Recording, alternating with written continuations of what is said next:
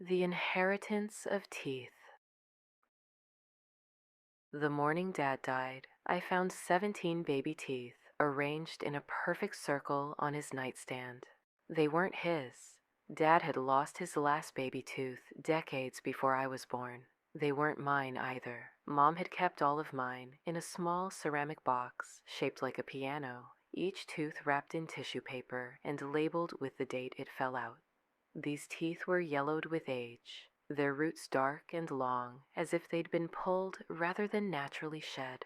I stood in the doorway of his bedroom, watching the hospice nurse check for a pulse we both knew wasn't there. Sunlight streamed through the gauze curtains, making the teeth glow like tiny lanterns. The nurse, a woman named Delia, with kind eyes and rough hands, didn't seem to notice them. She pulled the sheet over Dad's face with practiced gentleness, then turned to me. "I'm so sorry for your loss, honey. Would you like a moment alone with him?" I nodded, unable to look away from the teeth. After Delia left, I approached the nightstand. The teeth were definitely human. I could see the delicate ridges and worn surfaces where a child had once chewed. They smelled faintly of iron and something else, something organic and sweet, like overripe fruit. I counted them again. 17, an odd number, incomplete. Mom had died 3 years earlier, leaving just Dad and me in the old Victorian house where I'd grown up. Now it would just be me. The thought should have brought grief, but instead I felt a strange hollowness, as if someone had scooped out my insides and replaced them with cold air. I gathered the teeth into my palm. They clicked together like dice. The funeral was small. Dad had outlived most of his friends, and our family had always been insular. A few distant cousins came, their faces vaguely familiar from childhood gatherings I barely remembered. They offered condolences that felt rehearsed, their eyes already calculating the value of the house, the antiques, the land. Uncle Jeremy was the only one who seemed genuinely affected. He was Dad's younger brother, though they'd been estranged for years. He stood apart from the others at the graveside service, his hands trembling as he watched the coffin lower into the ground. After the service, as people gathered at the house for the reception, Jeremy pulled me aside. "Did he say anything?" he asked, his breath sour with whiskey. "At the end, did he say anything about the family? About what we owe?" "He couldn't speak the last few days," I said. "The cancer was in his throat." Jeremy's face went pale. "But he must have left something. Instructions, a letter." "I don't know what you're talking about." He gripped my arm hard enough to bruise. "The teeth, Sarah. Did you find the teeth?" I jerked away from him. "You need to leave." "You don't understand what you're playing with," he said. "Every generation, one of us has to—" He stopped, looking over my shoulder. His expression shifted from desperation to terror. I turned. There was no one there, just the old grandfather clock that had belonged to my great-grandmother. But Jeremy was already backing away, mumbling apologies, fleeing toward his car. That night, after everyone had gone, I sat in Dad's study with the teeth spread out on his desk. I'd been through his papers, looking for a will, for anything that might explain Jeremy's behavior. Instead, I'd found photographs. They were old, some dating back to the 1800s, family portraits, all taken in front of the same distinctive wallpaper, a pattern of interlocking flowers that still decorated the dining room. In each photo, one family member stood slightly apart from the others, unsmiling. And in each photo, that person held something small and white in their cupped hands. I found a magnifying glass in Dad's drawer and examined the oldest photograph more closely. A stern-faced woman in Victorian dress stood beside a seated man and three children. She held her hands at waist level, and there, barely visible, were what looked like small white pebbles, or teeth. I arranged the photographs chronologically: great-great-grandmother, great-grandfather, grandmother, dad. Always one person per generation, always holding something in their hands, always standing apart. The most recent photo was from last Christmas. Dad stood by the fireplace while I sat on the couch, laughing at something on my phone. He wasn't looking at the camera. His hands were at his sides, and unlike the others in the previous photos, they were empty. I started having the dreams 3 nights after the funeral. I would be very young, maybe 4 or 5, sitting in the backyard under the apple tree. Someone was with me, a presence I couldn't quite see, always just at the edge of my vision. They were teaching me to count. 1 tooth, 2 teeth, 3 teeth, 4. They would sing in a voice like wind through leaves.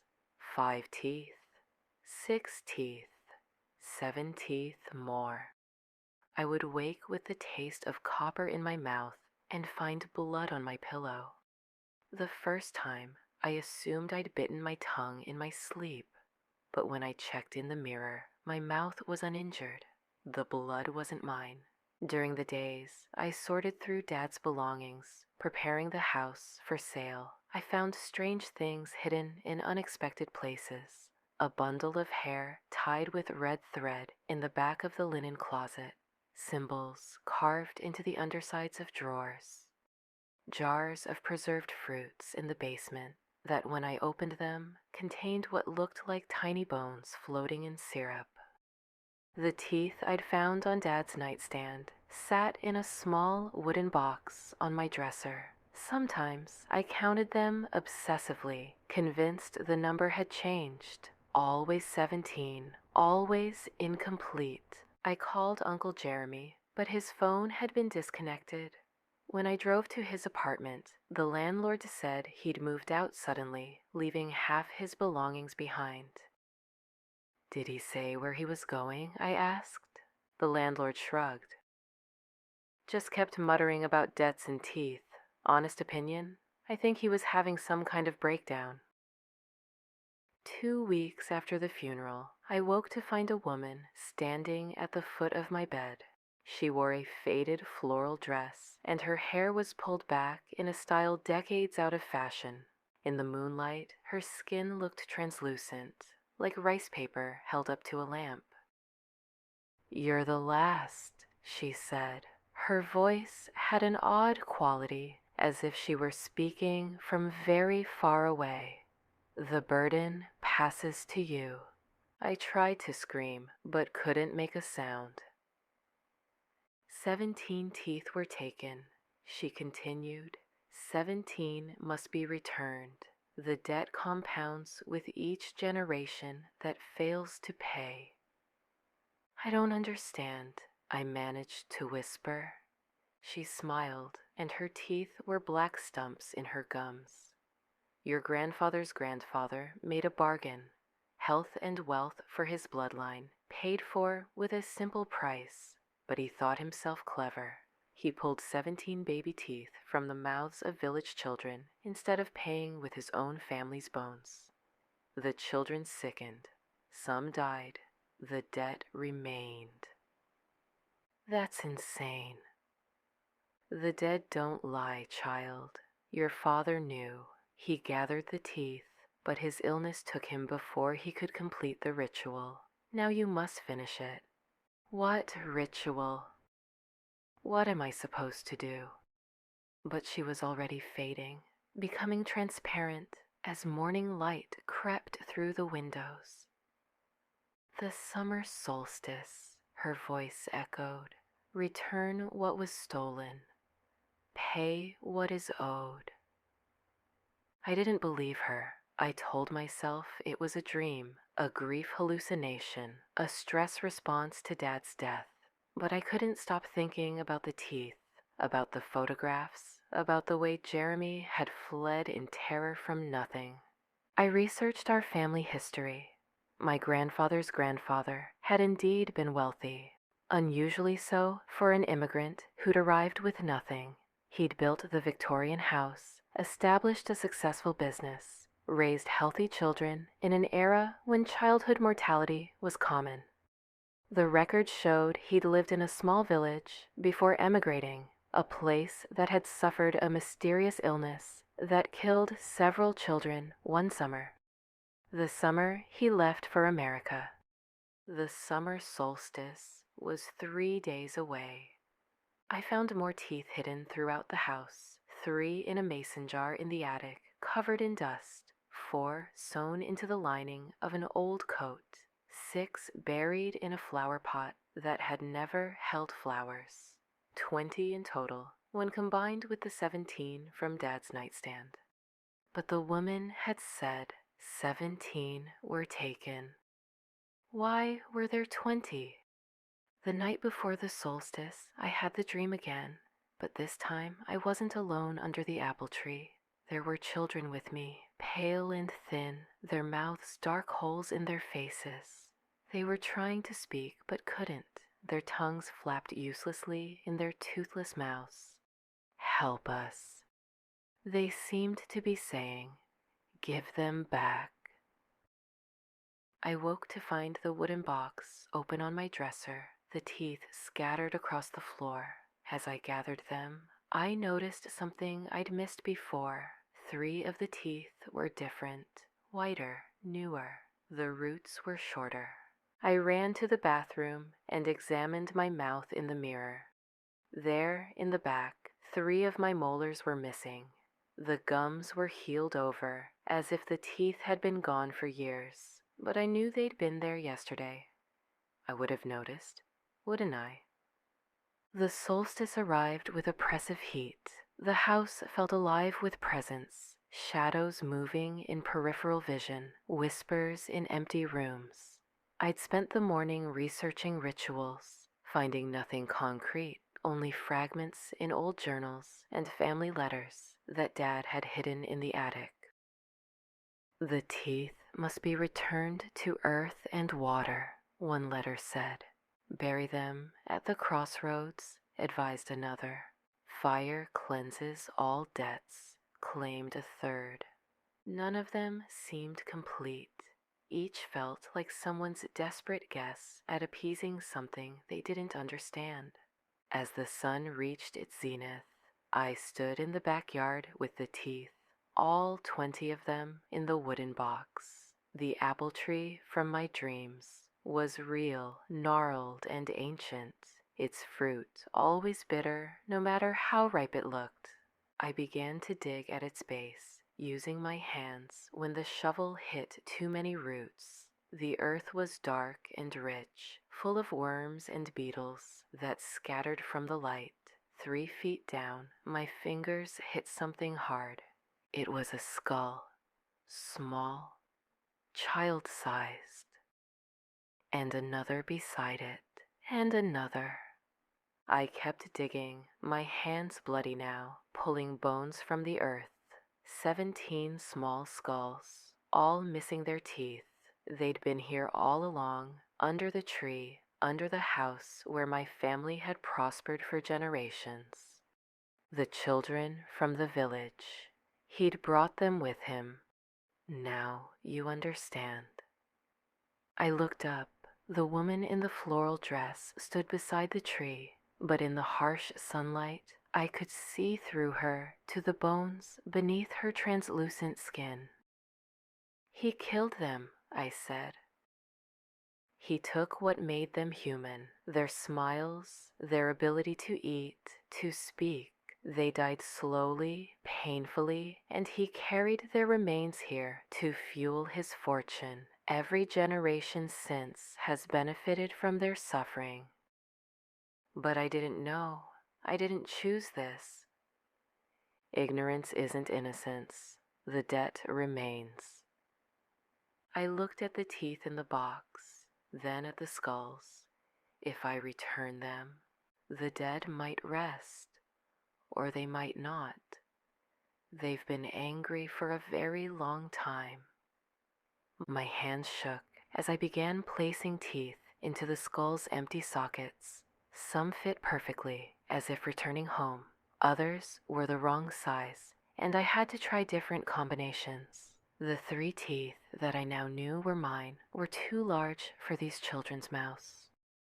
As I worked, the air grew thick and cold despite the summer heat. The shadows under the tree deepened, spreading like spilled ink across the yard. I heard voices, children singing that counting rhyme from my dreams. But the words were different now.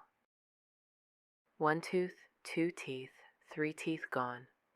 4 teeth, 5 teeth, all alone. 6 teeth, 7 teeth, none to spare. 8 teeth, 9 teeth, everywhere. When I'd placed 17 teeth, I had 3 left, my 3 molars. The skulls were still incomplete, some sockets empty, but I'd returned what was stolen. It's not enough, the woman said. The original 17, yes, but the debt has grown, interest, you might say. You want my teeth. Not want, require 3 from each generation that failed to pay. Your great-grandfather pulled his own. Your grandfather pulled his wife's. Your father pulled yours while you slept, hoping to spare you the choice. I thought of Dad dying of throat cancer, unable to speak. Had he been trying to tell me, to warn me, to apologize? And if I don't? She gestured to the skulls. Then you join them, and the debt passes to your children, should you have any. 6 teeth from them, then 12, then 24, exponential growth. I looked at my 3 teeth in my palm, then at the incomplete skulls. The children's voices grew louder, more insistent. They weren't singing anymore, they were screaming. There's another way, I said suddenly. The debt isn't just about teeth. The woman tilted her head. It's about taking, about theft, about benefiting from suffering. I stood, still holding my teeth. What if I give it all back? The house, the money, everything built on their bones. You would have nothing. I would have my teeth. She laughed, a sound like wind through a graveyard. You think it's that simple? You think you can just walk away from generational sin? I think I can try. I went inside and returned with a can of gasoline from the garage. The woman watched as I doused the Victorian house my grandfather's grandfather had built, the house that had sheltered 4 generations of my family. The house built on the bones of children. This won't end it, she said. The dead don't forgive so easily. Maybe not, but it's a start. I lit the match. The house burned through the night, a pillar of fire visible for miles. I sat under the apple tree, watching my inheritance turn to ash, the 3 teeth still clutched in my hand. The skulls were gone. I'd looked away for just a moment when the flames first caught, and when I turned back, there was only disturbed earth where they'd been. As dawn broke, I heard sirens approaching. There would be questions, investigations, insurance claims I wouldn't file. I would leave with nothing but the clothes on my back and 3 teeth that no longer fit in my mouth. But as I stood to meet the firefighters, I felt something shift in my jaw, a looseness in my remaining teeth, a taste of copper on my tongue. I ran my tongue along my molars and felt them wiggle. The woman hadn't lied. The debt remained. It would always remain. I looked at the apple tree, its leaves singed but still standing, its bitter fruit untouched by the flames. Carved into its trunk, so faint I hadn't noticed before, were names. 17 names of children I'd never know, whose teeth had bought my family's fortune, whose deaths had purchased our comfort. I added my name to the list, carving it deep with a shard of glass from the house's shattered windows. Sarah Mills, the last, the one who chose to pay. My teeth began to fall out one by one as the firefighters pulled me away from the tree. They tumbled from my mouth like bloody dice, more than should have been possible, more than any human mouth could hold. 20, 30, 40 teeth, generations of dead pouring out of me onto the scorched earth. The firefighters were shouting, calling for paramedics, but their voices seemed very far away. I could hear other voices more clearly, children's voices, no longer screaming, but laughing, the sound bright and clear as bell chimes. When I collapsed, my mouth finally empty, finally silent, I saw them standing around me. 17 children with complete smiles, their teeth white and whole in the morning sun. They looked at me with something that might have been gratitude or might have been pity. "The debt is paid," one of them said, and their voice was like wind through apple blossoms. "But payment always comes with a price." I tried to ask what price, but I had no teeth, no tongue, no way to form words. I could only lie there in the ashes of my inheritance, watching the children fade with the rising sun, feeling the hollow spaces in my mouth fill with something that wasn't teeth, but wasn't emptiness either. Something was growing there, something new, something that tasted of earth and apple seeds and children's tears. The paramedics said later that when they found me, I was smiling. They said it was shock, trauma, a psychological break from the horror of losing everything. They didn't see what was growing in my mouth, the tiny white shoots, delicate as baby teeth, sharp as the truth of inherited sin. They didn't understand that some debts, once paid, transform into something else entirely. Now I live in a small apartment 3 towns over. I work night shifts at a warehouse where no one asks about my past or wonders why I never smile, never eat in front of others, never speak more than necessary. The insurance money from the house fire sits untouched in an account I'll never access. Every night I dream of the apple tree. It still stands in the ruins of my childhood home, its fruit more bitter than ever. And every morning I count the things growing in my mouth. They're not teeth anymore, haven't been for months. They're something older, something that belongs to the earth and the children who died for my family's sins. Sometimes, on the edge of sleep, I hear Uncle Jeremy's voice. He's somewhere far away, maybe dead, maybe running still.